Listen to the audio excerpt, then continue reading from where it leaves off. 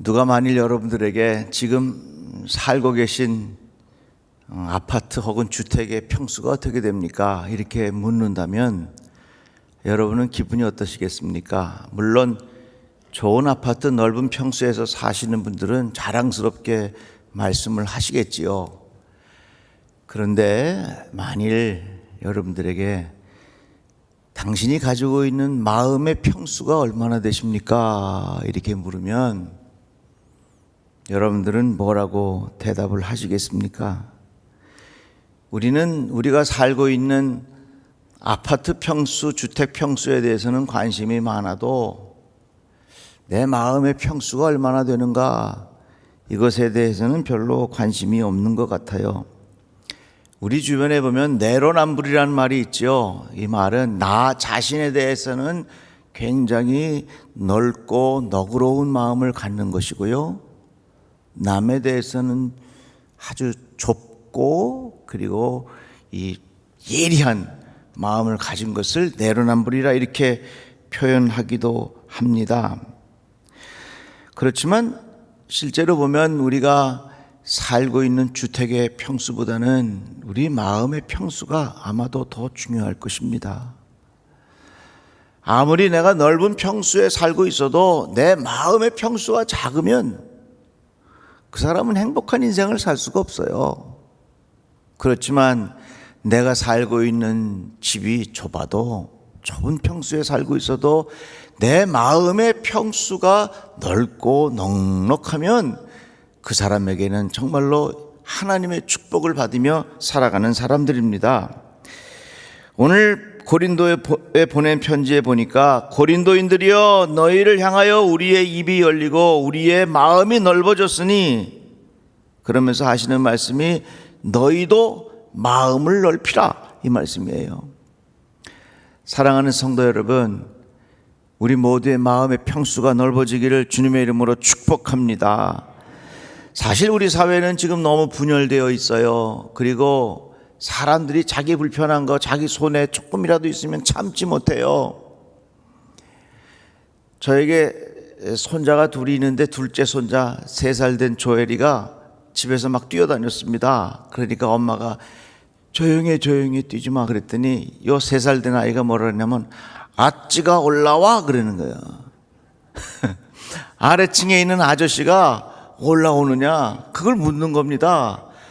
참 제가 그 이야기를 듣고 마음이 너무 아팠습니다. 그만큼 우리의 마음이 좁아졌다고 하는 것이지요.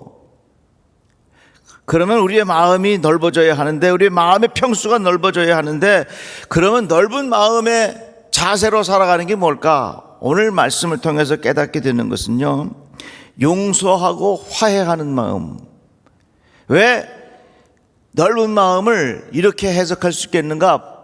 본문의 문맥을 찾아보면 잘 알 수 있어요. 고린도 교회는요 아주 심하게 분열이 되어 있었습니다. 그래서 글로에라고 하는 사람이 고린도 교회에 관한 상황을 바울에게 와서 전해 주었습니다. 이 이야기를 듣고 쓴 편지가 고린도 전후서의 내용입니다.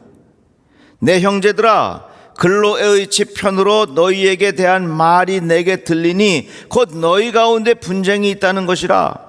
내가 이것을 말하거니와 너희 각각 이르되 나는 바울에게, 나는 아볼로에게, 나는 게바에게, 나는 그리스도에게 속한 자라 한다는 것이니, 이 말은 뭡니까? 고린도 교회에 갈등이 너무 심했다, 너무 분열이 되었다. 그래서 이 교회에 사도 바울이 권고하기를 넓은 마음을 가지십시오. 넓은 마음으로 화해하고 넓은 마음으로 용서하고 넓은 마음으로 화목하게 지내라 하는 것을 말씀하고 있는 것입니다. 추석 때 여러 가족 친척들이 모이지요. 그 자리가 기쁜 자리가 될 수도 있고 불편한 자리가 될 수도 있습니다. 바라기는 여러분들이 이번에 맞이하는 추석이 기쁜 자리가 되기를 주님의 이름으로 축복합니다. 그러려면 어떻게 되냐? 넓은 마음의 사람이 되어야 한다는 말이죠. 넓은 마음이 뭐냐? 용서하고 화해하는 거예요. 그런데 어떻게 하면 용서하고 화해가 일어나느냐? 이게 예수께서 가르쳐 주신 진리입니다. 예수의 정신입니다. 예수께서 지신 십자가의 정신입니다. 에베소서의 말씀에 보니까 이제는 전에 멀리 있던 너희가 그리스도 예수 안에서 그의 그리스도의 피로 가까워졌느니라.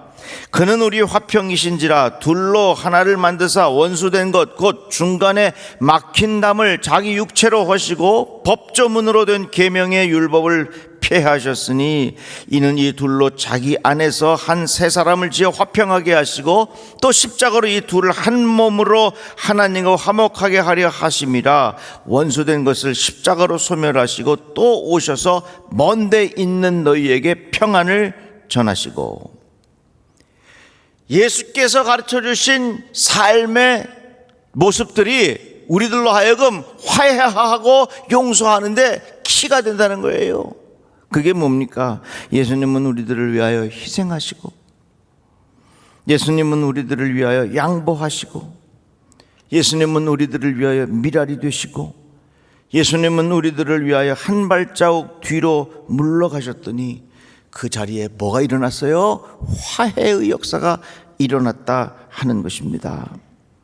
이같이 넓은 마음은 용서하고 화해하는 마음이요, 용서와 화해가 이루어지려면 예수의 정신밖에 없습니다. 예수의 정신이 뭡니까? 미랄이 되는 겁니다. 예수의 정신이 뭡니까? 한 발자국 뒤로 물러서 주는 것입니다. 여러분, 내가 양보하고 내가 한 발자국 뒤로 물러선다고 해서 인생을 길게 보면요, 절대로 손해볼 일이 아닙니다. 내가 지금 악착같이 양보하지 않고 어떡하든지 해서 내가 쟁취한다고 하는 그런 마음을 가지고 하면요, 당장은 내가 쟁취해서 내가 좋을 것 같지만 인생을 길게 보면 다른 평가가 내려질 거라 그 말입니다. 우리는 넓은 평수에서만 살려고 하지 말고 우리의 마음의 평수가 넓어져야 돼요. 화해하고 화목하고, 이것이 우리의 마음의 평수를 넓힐 수 있는 방법이라 하는 것입니다. 저 양천구 신월동 시장에서 일어난 일인데요, 어떤 사람이 아우디 승용차를 이제 시장 길목에다가 주차를 해놨습니다. 그 주차를 해놓고 이 사람은 일보러 간 사이에 7살짜리 꼬마 아이가 할머니하고 손수레를 끌고 가다가 그 차 옆을 확 긁어놨어요. 그러니 이 아이가 깜짝 놀라는 거죠. 야, 그러니까 이 아이는 자기가 그렇게 실수를 했으니까 엉엉 울고 앉아있고, 할머니도 이거 어쩔 줄 몰라서 발을 동동거리고 있어요. 그 시장 사람들이 모여들었죠. 그 손수레 안에 콩나물하고 바나나 몇 송이가 있는 거예요. 큰일 났다고. 그런데 잠시 후에 그 차 주인이 부부가 왔어요. 아이가 막 울고 있고 할머니가 망연자실하고 있으니까 그 차 주인이 뭐라 그러냐면, 아이고 죄송합니다, 제가 차를 잘못 주차했어요. 제가 차를 주차장에다가 해야 되는데 너무 급해가지고서 여기다가 내가 차를 주차해서 통행에 불편을 드려 정말 죄송합니다. 아유, 이렇게 마음 불편하게 해드려서 정말 죄송합니다. 차 주인이 아우디 자동차 옆에 확 긁혔는데, 이 소문이 나고 이 소식이 아우디 자동차 본사까지 연락이 됐네요. 아우디 자동차, 아우디 코리아에서 페이스북에 밝혔는데, 그때 그 차 주인은 본사로 연락해 주시기 바랍니다. 저희들이 당신의 차를 깨끗하게 수리해 드리겠습니다. 꼭 연락 주십시오. 여러분, 만약에 그 차 주인이 그 할머니한테 바닥바닥해서 수리비를 받아냈다면 그 마음이 편하겠습니까? 넓은 마음의 평수로 살아가는 것이 인생의 기쁨입니다. 어떻게 하면 우리가 넓은 마음의 평수로 살아가겠는가? 예수께서 주신 말씀, 네가 한 발자국 물러서라. 진리예요. 가르침이에요. 너무너무나도 복된 말씀이에요. 세상의 사람들이 넓은 평수에서 살려고 하지만 그것보다 더 중요한 삶의 가치가 있는데 내 마음의 평수를 넓혀가는 거예요. 또 마음의 평수를 넓혀가는 방법은 또 뭐가 있을까? 그건요, 기다려주는 마음입니다. 탕자가 아버지로부터 유산을 받아서 지 마음대로 다 쓰다가 거지가 돼서 돌아왔습니다. 아버지는 아들이 돌아오는 길목에서 언제 오나 하면서 아들을 기다립니다. 기다리는 아버지의 마음, 좁은 마음입니까? 넓은 마음입니까? 한없이 넓은 마음입니다. 만약에 좁은 마음이라면 돌아오는 아들을 혼쭐 내갖고서 내어 쫓았을 것입니다. 그러나 아버지의 마음은 넓은 마음, 넓은 마음이 뭐예요? 기다려주는 마음이란 말이죠. 예수께서 말씀하셨습니다. 너희의 아버지께서 자비로우신 것 같이 너희도 자비로운 사람이 되어라. 기다리고 있었던 아버지, 거지가 되어 돌아오는 아들, 아버지는 탕진하고 돌아오는 아들에게 아무것도 묻지도 않습니다. 따지지도 않습니다. 여기서 많이 듣던 것 같죠? 보험회사 광고하는 거 보면 묻지도 않습니다. 따지지도 않습니다. 이거 원조가 탕자 아버지요. 묻지도 않아, 따지지도 않아. 거저 돌아오는 아들을 기다리는 그 마음, 그것이 바로 넓은 마음의 표현이라 그 말입니다. 잘 이해가 되지 않습니까? 조금만 기다려 보십시오. 이해될 때가 올 것입니다. 어머니는 왜 저렇게 하시나? 왜 아버지는 저러실까? 왜 쟤는 저럴까? 이해가 되지 않습니까? 조금만 기다려 보십시오. 이해가 될 것입니다. 기다리지 못하는 마음은 좁은 마음이지만요, 기다릴 줄 아는 마음은요, 넓은 마음이요. 며칠 전에 제 아내가 그런 얘기를 하더라고요. 오래전에 저희 어머니가 우리 아이들에게 밥을 먹이는데 생선을 먹일 때 꼭 조기를 이렇게 젓가락으로 이렇게 집어서 먹이는 게 아니라 손으로 이렇게 뜯어가지고서 아주 조기를 짓이겨가지고서 이렇게 하고 우리 애들한테 입에 쏙쏙 넣어주셨다는 거예요. 그때 어머니가 왜 그러셨는지 그때는 사실 좀 마음이 불편했다 그러더라고요. 말은 못하지만. 그런데 세월이 지나 이제 제 아내도 할머니가 되어서 손주들에게 생선을 먹이는데 똑같이 조기를 손으로 잡아서 바싹 짓이겨 갖고 입에 넣어주게 된다는 겁니다. 왜 그러는 줄 알게 됐대요. 생선 속에 있는 가시가 보이질 않아. 그래서 그냥 젓가락으로 해서 입에 넣어주면 그 목에 가시 박힐까 봐, 가시가 있는지 없는지를 알기 위해서 그거를 생선을 손으로 짓이겨 갖고 가시가 없는 것이 확인이 되면 아이의 입에 넣어준다는 겁니다. 지금 당장은 이해가 되지 않지만 기다렸더니 이해가 되더라 하는 것입니다. 넓은 마음은 무슨 마음이에요? 기다려주는 마음인 것 같아요. 저는 말씀을 준비하면서 제 스스로가 참 나는 넓은 마음이 아니구나 하는 것을 깨달았어요. 저는 사실은 시간에 대해서 굉장히 정확하려고 해요. 어디 약속 장소에 있으면 적어도 5분 전에는 도착을 하려고 합니다. 그리고 약속했는데 그 사람이 그 시간에 나타나지 아니하면 막 화가 나요. 그래서 저는요, 시간 약속 잘 안 지키는 사람들 잘 안 만나. 저는 잘 기다려주지 못하는 사람이라는 걸 내 스스로가 깨달았어요. 기다려주지 못하는 사람은 좁은 마음이라는 것을 내가 다시 한번 깨닫고 하나님 앞에 회개하고 반성했어요. 여러분, 요즘에 속도가 굉장히 빨라졌잖아요. 기다리지 못하잖아요. 스마트폰을 사용하면서 우리들은 즉시 결과를 알고 살잖아요. 그러니까 우리의 마음은 점점 기다려주지 못해요. 기다려지지 못하는 조급한 마음이 우리의 마음을 점점 더 좁게 만들어가고 있습니다. 왜 이렇게 세상이 문명이 발달하고 점점 풍성해지고 왜 이렇게 점점 좋아지는데 왜 우리들의 마음은 넓어지는 것이 아니라 왜 이렇게 자꾸 좁아질까? 어떻게 보면요, 문명의 혜택이 우리에게 주는 결과인 것 같아요. 모든 것이 빨라졌습니다. 기다리지 못합니다. 기다리지 못하니까 조급해집니다.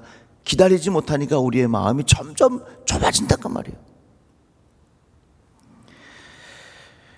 사랑하는 성도 여러분, 우리 모두의 마음에 넓어지는 은혜가 있기를 바랍니다. 넓어진다는 것은 기다린다는 거예요. 시편 말씀에도 보니까 여호와는 은혜로우시며 긍휼이 많으시며 노하기를 더디하시며 인자하심이 크시도다. 잠언 말씀에도 보니까 분을 쉽게 내는 자는 다툼을 일으켜도 노하기를 더디하는 자는 시비를 그치게 하느니라. 노하기를 더디하는 것이 사람의 슬기요 허물을 용서하는 것이 자기의 영광이니라. 노하기를 더디하고 허물을 용서하는 것, 이것이 바로 넓은 마음의 사람 아닙니까? 그렇게 살아가는 사람들이 슬기로운 사람이요, 그것이 결국은 영광스러운 인생을 살도록 도와준다는 그런 말씀입니다. 지금 우리 사회는 여러 가지로 분열이 되고, 또 현대 문명은 우리들로 하여금 속도를 빠르게 살아가게 합니다. 그러다 보니 우리도 모르는 사이에 마음이 자꾸 좁아지고 있어요. 여러분, 우리의 마음의 평수가 커지기를 주의 이름으로 축복합니다. 스피치를 연설하는 김미경 씨가 있습니다. 그분이 쓴 책에 보면 이런 내용이 나옵니다. 누군가 도무지 이해할 수 없어서 자꾸 미워지는 사람이 주변에 있을 것입니다. 이해할 수가 없어. 그래서 자꾸 미워져. 그게 가족이 될 수도 있고 친구가 될 수도 있고 이웃이 될 수도 있어요. 그런데 아주 가까운 사람 중에 이해가 되질 않아. 그래서 점점 미워져. 그런 사람이 아주 가까운 사람에게 있을 수 있다는 거예요. 근데 이 저자는 자기에게 그런 사람이 있었는데 그 사람이 아버지였다는 겁니다. 아버지가 사업을 했다 하면 망하는 거예요. 사업을 하면 망하니까 자식들이 고생하면서 살지요. 아버지의 경제적인 무능 때문에 모든 식구들이 다 힘들게 살아가는 거예요. 그런데 아버지가 마지막으로 벌인 사업이 뭐냐면 돼지 농장이요. 60살이 넘어서 시작했는데 하루는 아버지를 뵈러 그 농장을 찾아갔다는 거예요, 이 딸이. 그랬더니 막사 옆에 웅덩이가 있는데 그 웅덩이에 돼지들이 죽어갖고 돼지 시체가 그 안에 가득 있는 거예요. 도대체 이게 무슨 일인가 하고서 가만히 돌아봤더니 저쪽에서 콩콩콩콩 소리가 나. 그래서 이 딸이 다급한 발걸음으로 가서 봤더니 아버지가 벽에다가 머리를 콩 찍으면서 눈물을 팍 흘리면서 나란 놈은 왜 이렇게 평생 안 풀리노, 나란 놈은 왜 이렇게 평생 안 풀리노 하면서 아버지가 그 돼지를 웅덩이에다가 다 장사 지내놓고 머리를 통통 치면서 한탄하면서 눈물 흘리는 거야. 그동안 미워했던 이해할 수 없었던 아버지의 새로운 모습을 이 딸이 가까이에서 지켜보았습니다. 딸이 이렇게 말합니다. 아버지가 우리들을 위해서 그동안 얼마나 잘해보려고 애쓰셨을까.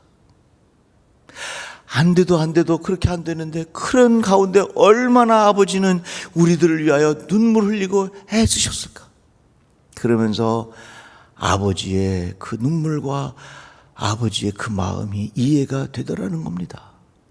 그러면서 이 저자가 하는 말의 내용이 뭐냐, 그것은 내 마음의 평수가 넓어졌기 때문에 아버지를 이해할 수 있게 된 것 같다 하는 그런 이야기입니다. 사랑하는 성도 여러분, 가까운 사람 중에 미운 사람 있어요? 어떻게 보면 우리의 마음이 너무 좁아서 그런 걸지도 몰라요. 기다려주지 못하고 분노하고 서로 불편한 관계에 있는 사람들이 있습니까? 어떻게 보면 우리의 마음의 평수가 너무 좁아서 그런지도 몰라요. 사랑하는 성도 여러분, 우리 마음의 평수를 조금 넓혀봅시다. 그것이 바로 예수님 닮은 삶의 모습인 줄로 믿습니다. 기도하겠습니다. 하나님 감사합니다. 주의 말씀을 들었습니다. 우리의 마음의 평수를 넓혀가게 하여 주시어서 내 마음의 천국을 경험할 수 있도록 복을 내려 주시옵소서. 예수님의 이름으로 기도드립니다. 아멘.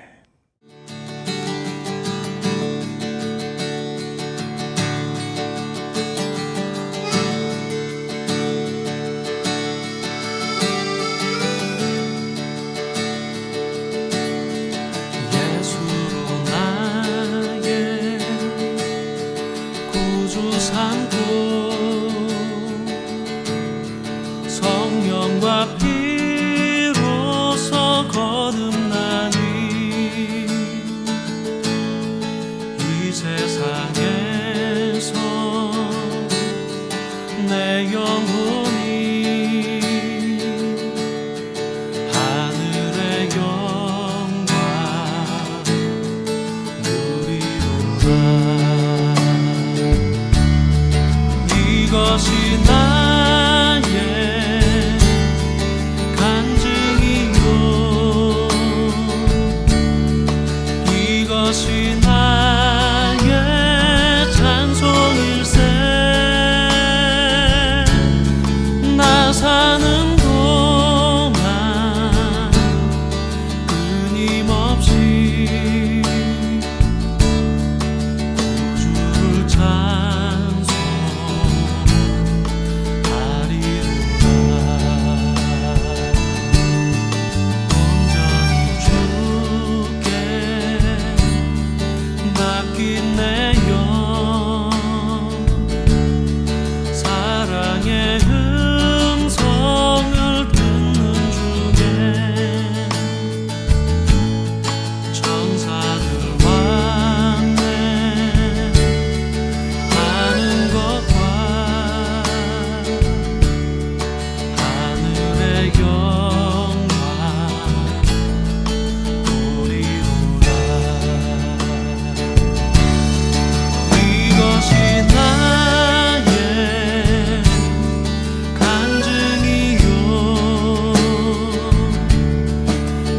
이것이 나의 찬송일세.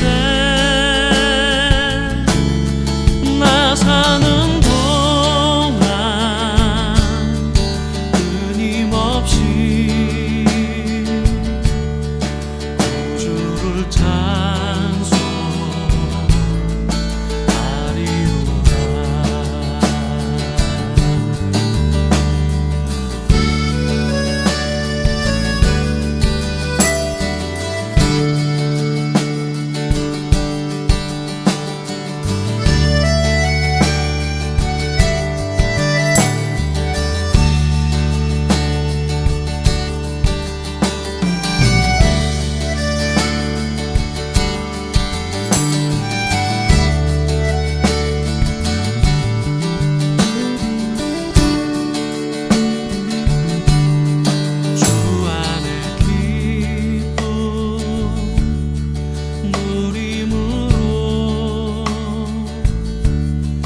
마음의 풍랑이 잠잠하니 세상과 나는 한 곳 없고 구속한 주만 보이노라. 이것이 나의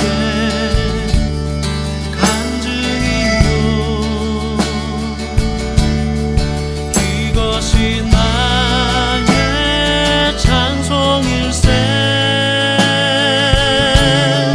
나 사는 동안 끊임없이 구주를 찬송하리로다.